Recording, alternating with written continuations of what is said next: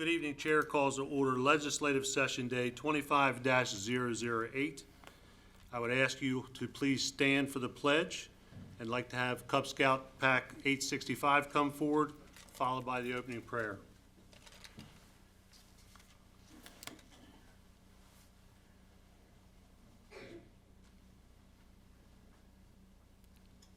Whenever you're ready, fellas. Pledge allegiance to the flag of the United States of America and to the republic for which it stands, one nation, under God, indivisible, with liberty and justice for all. Heavenly Father, we come to you in prayer this evening, asking for your guidance and wisdom. We thank you for the many blessings in our lives. Lord, help us to always communicate with respect and understanding as we navigate through the people's business. Lead us in our discussions, helping us to seek the best results and decisions for all. We ask that you continue to watch over all our military, law enforcement, and first responders. Keep them safe and out of harm's way. Father, we ask these things in your most holy name. Amen. Amen. Thank you.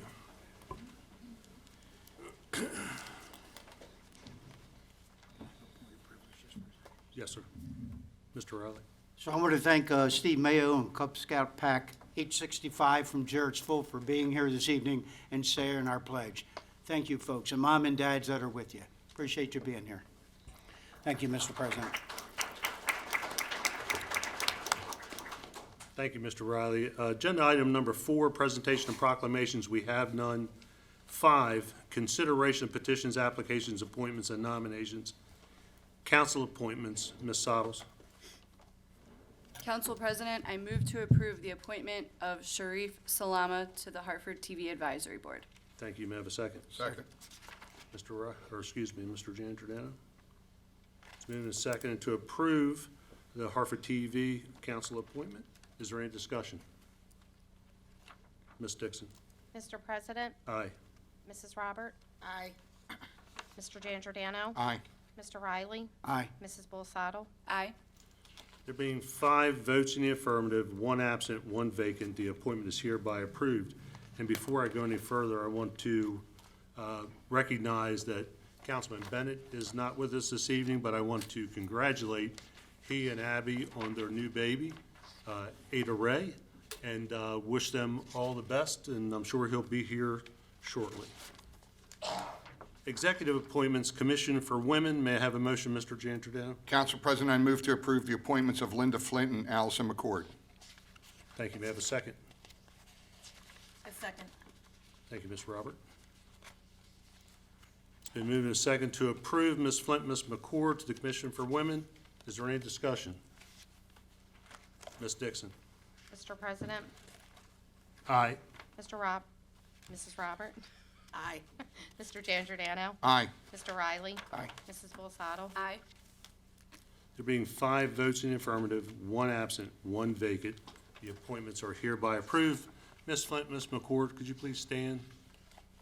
Be recognized. Ms. McCord not here. And then also, is it Salama? Is that how you pronounce the last name? Is Mr. Salama in the audience? All right. Harford County Liquor Control Board, may I have a motion, please? Council President, I move to approve the appointment of Paul Majewski. May I have a second? Second. Thank you, Mr. Riley. It's been moved and seconded to approve Mr. Majewski to the Harford County Liquor Control Board. Is there any discussion? Mr. Jan Giordano. Call me Mr. Riley. I've had a lot of him today, I gotta tell you. So, yeah.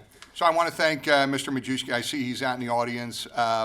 Over the past couple of years, I've reached out to Mr. Majewski on various things with the liquor board, so we do appreciate his work on the liquor board, and glad to see him move forward again, and look forward to working with him some more. So I want to thank him.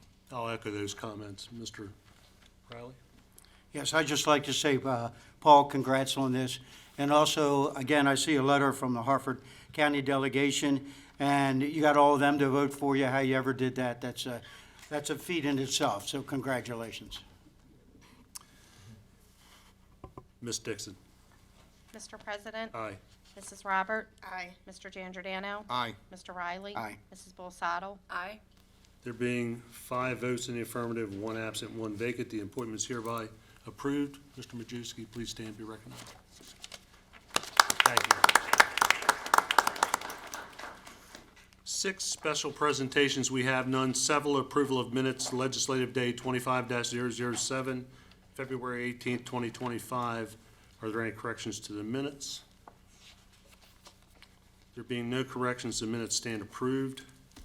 8, introduction and consideration of resolutions. Resolution 002-25, authorization of Housing HUD Grant 2025.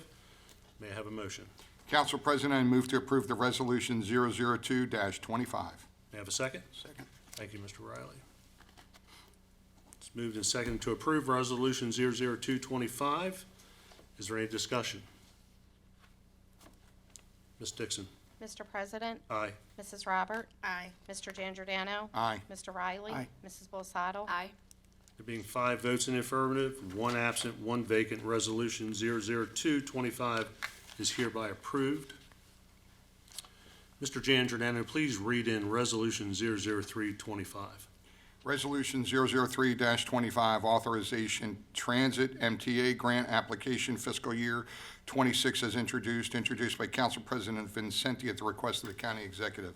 A resolution authorizing the county executive to file an application with the Maryland Transit Administration of the Maryland Department of Transportation for SSTAP statewide special transportation assistance program and section 5303, 5304, 5305, 5307, 5309, 5310, 5311, 5318, and 5339 formula and discretionary operating and capital grant programs under the Federal Transit Act during the fiscal year and for any additional funds which may be available under the Federal Transit Act during the fiscal year.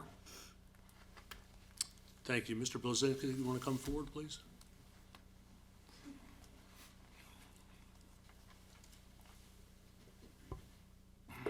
Ms. Richardson, it's good to see you this evening.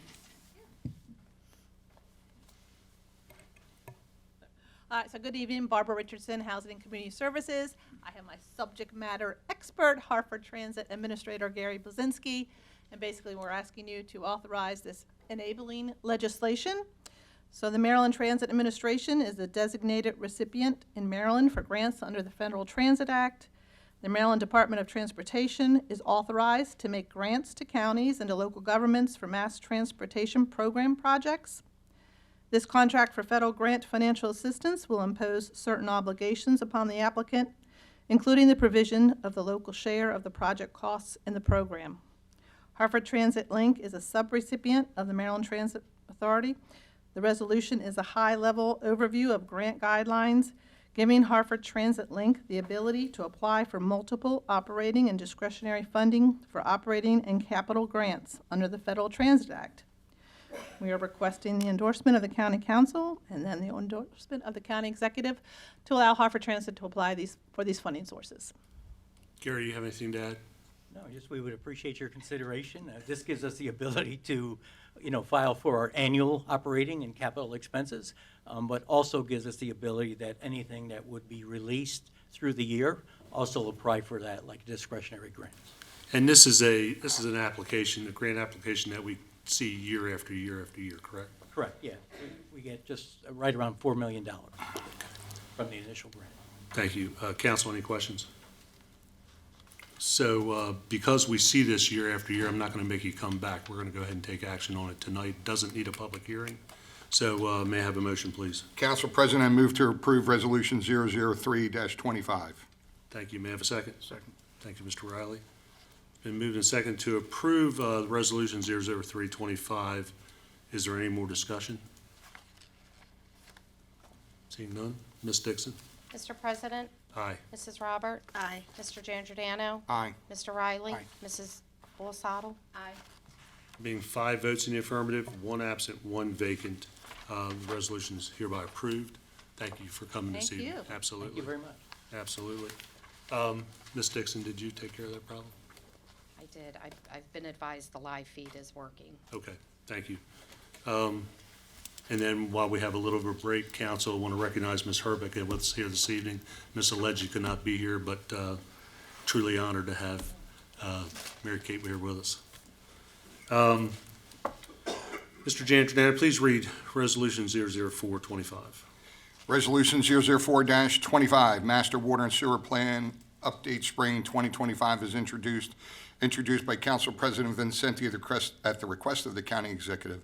A resolution providing for the adoption of the Master Water and Sewer Plan Spring 2025, updated copy of which is attached hereto, and for submission of the plan to the Maryland Department of the Environment for its approval and implementation pursuant to Title IX of the Environment Article of the Maryland Annotated Code. Public hearing scheduled on Tuesday, April 1st at 6 p.m. in these council chambers. Thank you, and please read Resolution 00525. Resolution 005-25, establish search committee county health officer, introduced by Council President Vincenti. A resolution to establish a search committee to secure and interview applicants for the position of Harford County Health Officer so that the county council may make a recommendation to the Secretary of the Maryland Department of Health. Thank you. May I have a motion, please? Council President, I move to approve Resolution 004-25. 005-25. 005-25. May I have a second? Second. Thank you, Mr. Riley. It's been moved and seconded. Is there any discussion? Ms. Dixon? Mr. President, Aye. Mrs. Robert, Aye. Mr. Giangiordano. Aye. Mr. Riley. Aye. Mrs. Bulsato. Aye. We have 5 votes in the affirmative, 1 absent, 1 vacant. The resolution is hereby approved.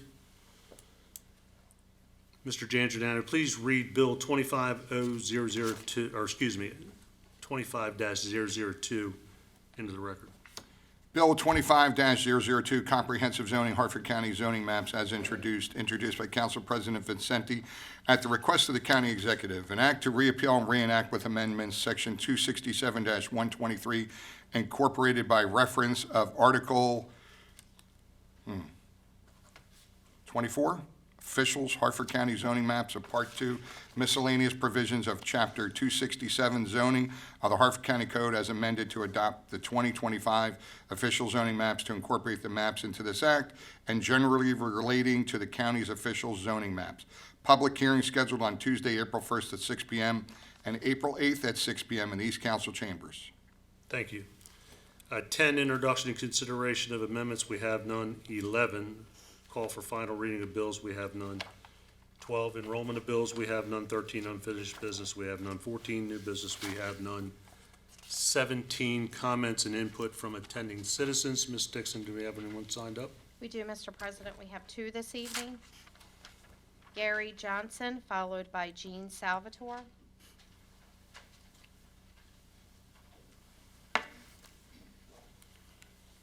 Good evening, sir. Name and address for the record, please. Gary Johnson, 704 Pleasant Hill Circle in Kingsville, Maryland. Thank you, sir. On February 26th of this year, the Supreme Court of Maryland denied a petition by Harford County Councilman Aaron Penman to review a circuit court decision that said he could not continue in elected office while also working for the county sheriff. News reports said that the High Court did not offer insight into why his petition was rejected. I could not help but remember the opinion rendered by this same court regarding Jacob Bennett's eligibility to sit on the county council. That opinion offered all kinds of insights. None of them made any sense, but they were used nonetheless to support the court's decision. Harford's charter clearly states that county council members shall not hold any other office of profit or employment in the government of the state of Maryland, Harford County, or any municipality within Harford County. But in their opinion, the Maryland Supreme Court saw no conflict with Mr. Bennett's simultaneous employment with both the Harford County School Board and the County Council.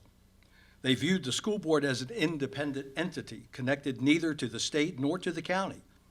However, if the school board was truly independent, there would be no need for it to have to come to the county for funding. Yet they do, regularly and aggressively. By finding for Mr. Bennett, the court took the clear wording of our charter and twisted it beyond understanding. The law in this case was Harford County's charter and its stated qualifications for sitting on the county council. Founder Thomas Jefferson, in a letter he wrote to William Johnson in 1823, made the following statement regarding laws. He said, "Laws are made for men of ordinary understanding and should therefore be construed by the ordinary rules of common sense. Their meaning is not to be sought for in the metaphysical subtleties which may make anything mean everything or nothing at one's pleasure." Metaphysical subtleties were precisely what the court used to interpret the Bennett case. In doing so, they undermine not only the meaning of the law, but also the spirit of the law. Charter government requires that you, the county council, not only govern, but that you also defend our charter. As our legislative branch, you should have challenged this opinion even to the U.S. Supreme Court. After all, we are a nation of laws, not opinions. It is just shy of 1 year ago that I stood before you charging you with dereliction of duty in the Bennett case. The Maryland Supreme Court has apparently flipped and now appears to agree with our charter. And so you appear to have dodged a bullet as regards to Mr. Penman. But you still need to clean up the mess made regarding Mr. Bennett before it comes back to bite you again. Regarding our charter, you should defend it. You should challenge those who do not understand the meaning of its words, or we will be undone. Thank you, sir. Call your next speaker. Jean Salvatore.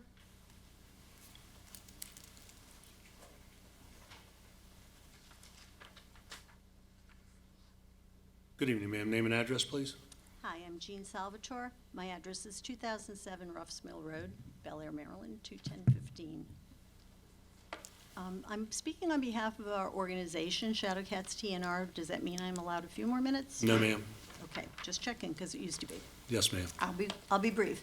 So I come to you tonight to talk to you about a problem in Harford County, and that is the unwanted reproduction of roaming cats. I've already spoken to some of you about this issue because this is what I do to help, I hope, solve the problem. Shadow Cats TNR has been operating in the county as a nonprofit, an official nonprofit, since 2016, and we are doing part of the solution to really correct this issue. If you don't know, cats can go into heat at 4 months. 2 cats can make 100 in about 2 years, and after that, thousands if they keep reproducing. So our part of the solution, as I said, is to do what we do, which is TNR. It's trap, neuter, vaccinate, and release to colonies. Usually maintained colonies people are feeding cats. We've fixed over 14,000 cats in Harford County and environs around. We do go a little bit up to Baltimore County as well as Cecil County and even lower Pennsylvania to get this work done. That's a lot of cats, and we keep on bringing them in at about 1,800, 1,900 of them a year. So what we had seen in the beginning was that we had feral cats averse to humans, and we would release them. That went on for about 5 years. In the last few years, we are taking in friendly cats, and we are also fixing local residents' pets at low cost. This is a part of the solution we can't do very well because we are equipped to do trap, neuter, and release. If you don't know why we're taking in pets, it's because the average cost in Harford County to fix 1 cat or kitten is $500, and I have had people bring me estimates as high as $800. Local veterinarians are saying you have to come back in 2 or 3 months. If my cat's in heat, that isn't really going to help me. And local veterinarians are referring clients to us because they either can't or don't want to actually do the surgery.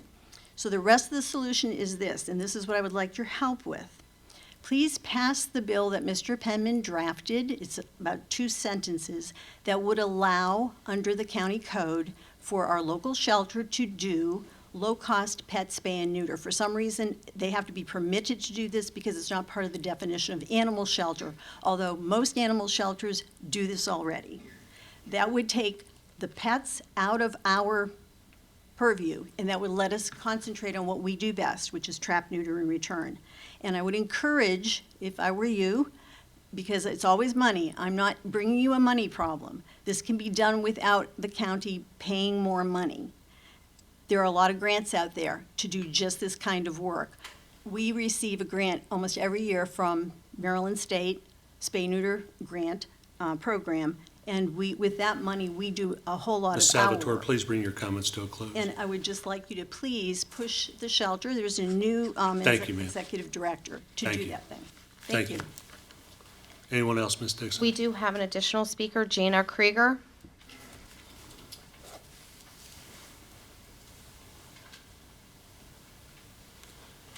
Good evening, ma'am. Name and address, please. Hi, my name is Gina Krieger. I live at 704 Connolly Farms Road, Fallston, Maryland, 21047. I'd just like to ask the county to consider a resolution to become a no-kill county in 2025. A no-kill community is one that acts on the principle that every healthy or treatable dog and cat should be saved. This community focuses on saving as many lives as possible through increased adoption, spay-neuter, trap-neuter return to owner, and other programs that keep animals out of shelters. No kill is a philosophical principle that means saving every dog or cat in a shelter who can be saved, but it's helpful to have a way to clearly measure life-saving progress, and that's where the 90% benchmark comes in.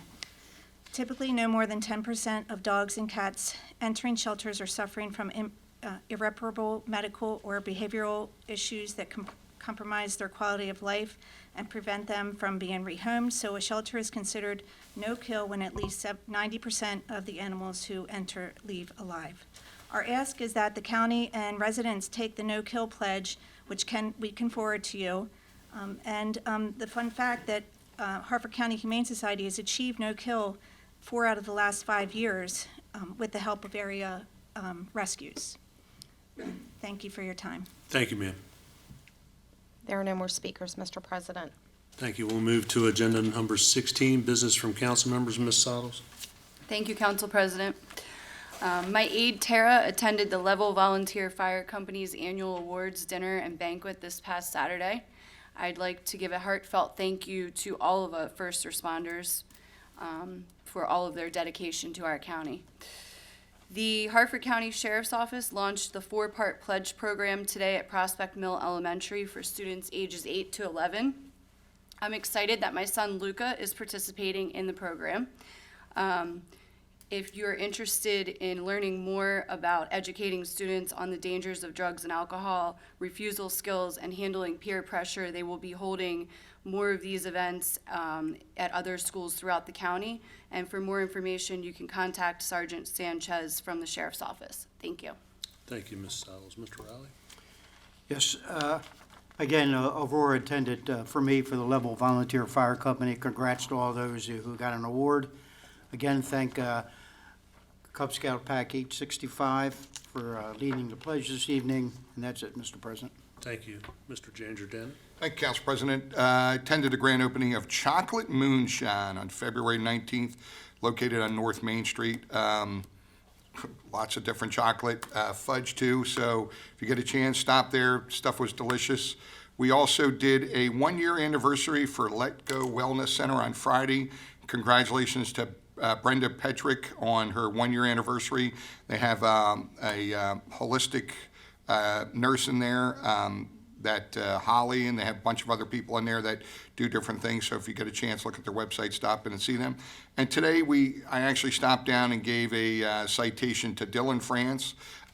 He is a bartender who saved somebody's life over at Sean Boland's. So I wanted to thank him from the citizens for his quick thinking and able to save somebody's life. So anyway, and that's it. Thank you, Council President. Thank you, Mr. Jangerden. Ms. Robert?